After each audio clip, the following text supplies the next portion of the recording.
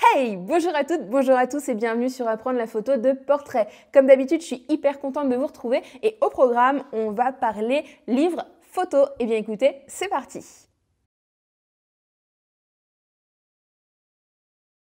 Comme vous le savez, 2019 pour moi a rimé littéralement avec photographie d'art. Je suis littéralement tombée amoureuse de cette nouvelle façon de voir la photographie. J'ai réalisé mes 2 premières séries photographiques personnelles, j'ai été exposée, j'ai gagné un concours et j'ai eu la chance de partir en fait pendant une semaine en stage pendant les rencontres d'Arles. Avec tout ça, vous avez pu constater que je ne suis plus vraiment la même photographe et que mes envies et mes inspirations ont littéralement changé. Jusqu'alors, je continuais à m'auto-former personnellement, surtout autour de tout ce qui était technique de la photographie. D'ailleurs, je possède une bibliothèque de bouquins techniques juste immense.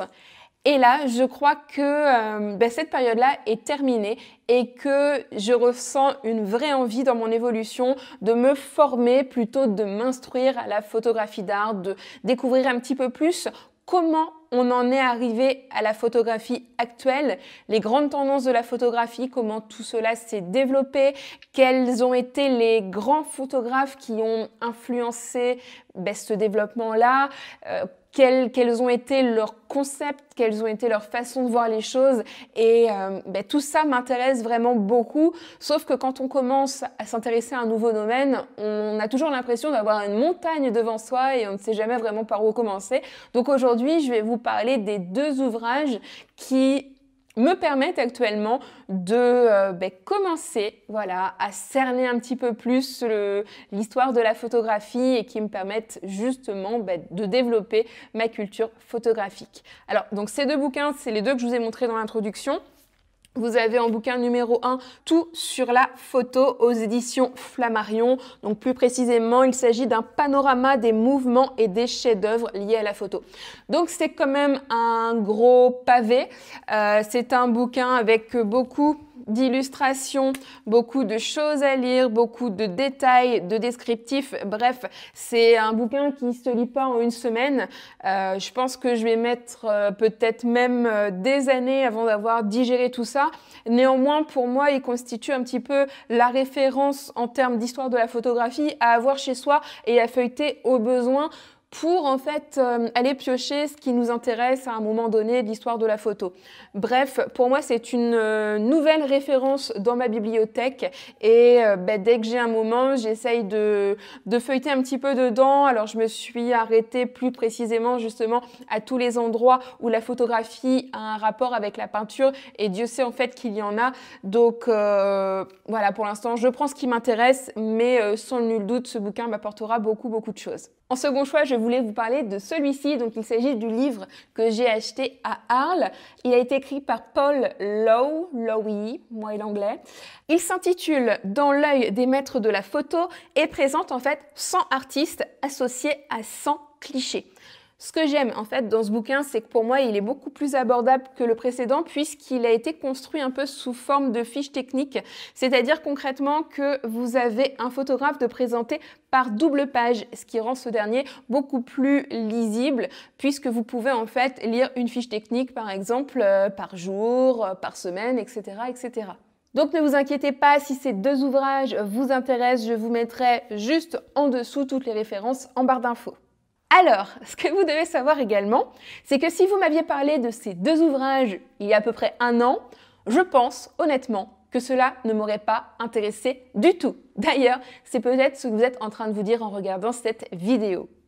J'étais en fait totalement bloquée sur l'aspect technique et je cherchais constamment à améliorer mes photos, toujours, améliorer la qualité, la netteté, mon post-traitement, améliorer mon cadrage, ma composition, améliorer mon matériel. Bref, j'étais bloquée dans cet aspect technique et finalement pour moi, il n'y a que ça qui comptait et il n'y a pratiquement que ça qui pouvait faire de moi une meilleure photographe. Et oui, j'entendais d'autres photographes dire il faut s'instruire, il faut développer sa culture, il faut voilà. Mais honnêtement, je m'en moquais littéralement parce que je ne voyais pas l'intérêt. J'ai eu pour ma part un déclic. Voilà, cette année a vraiment été un déclic et je crois que finalement, pour commencer à s'intéresser à autre chose qu'à de la technique, il faut avoir un certain vécu de la photo et être arrivé à un point où, justement, si on cherche à évoluer davantage, il faut qu'on s'ouvre à autre chose. Alors je suis sûre que parmi vous, il y a des gens qui ont réussi à faire les deux, à mélanger la technique, mélanger la culture et réussir à développer tout ça en même temps. Mais pour ma part, je ne sais pas. J'étais bloquée dans le carcan technique et il m'a fallu donc très longtemps pour m'ouvrir à autre chose. Donc en fait, je voulais partager ça avec vous parce que peut-être que tout de suite, cette vidéo ne va pas vous parler, peut-être que ces ouvrages ne vont pas vous parler, mais peut-être que d'ici 6 mois, 1 an, 2 ans, vous allez vous souvenir en fait de cette vidéo et vous allez vous dire « ça y est, moi aussi, dans mon évolution de photographe, j'ai eu cette espèce de déclic, je sens que c'est le moment pour moi d'aller plus loin et de m'intéresser vraiment à tout ça. » Et là, vous repenserez à moi et vous viendrez peut-être revoir cette vidéo. Et c'est d'ailleurs en grande partie pour ça que je me suis lancée dans l'aventure d'un blog, d'une chaîne YouTube. D'abord pour partager avec vous, puisque moi quand j'ai commencé, je me suis sentie très seule. J'ai pas trouvé les informations, l'aide dont j'aurais eu besoin à mes débuts. Et quand j'ai évolué un petit peu, j'ai eu cette réelle envie de partage. Et puis aussi pour moi, égoïstement pour moi, puisque le temps passe vite et je prends de plus en plus l'habitude de noter les choses, de noter mes évolutions, de filmer mon travail pour avoir des traces, comme des traces documentaires de ce que je fais et avoir un vrai recul sur mon évolution. Et ça, c'est aussi hyper intéressant. D'ailleurs, je vous conseille de filmer vos shootings, de filmer vos pensées, de filmer des choses, puisque vous verrez que quand on revisionne les choses plus tard, notamment quand on a des doutes ou qu'on a des périodes de démotivation, ça permet vraiment de repositionner leurs choses à leur place et de se rendre compte que oui, on a évolué, oui, c'est passé des choses et donc oui, il s'en passera encore beaucoup d'autres. Bon voilà, je suis partie de 2 bouquins et je suis en train de refaire le monde, donc je vous propose qu'on arrête ici pour aujourd'hui. Comme d'habitude, si cette vidéo vous a plu, vous me mettez le petit pouce, vous n'hésitez pas à me mettre un petit commentaire parce que j'aime beaucoup lire vos commentaires. Et comme d'habitude, vous pouvez me rejoindre sur mes réseaux sociaux, à savoir Instagram Pauline Petit Photographie et le Facebook du même nom. Voilà, je vous souhaite à tous une bonne semaine et je vous donne rendez-vous vendredi prochain pour une nouvelle vidéo. Allez, ciao!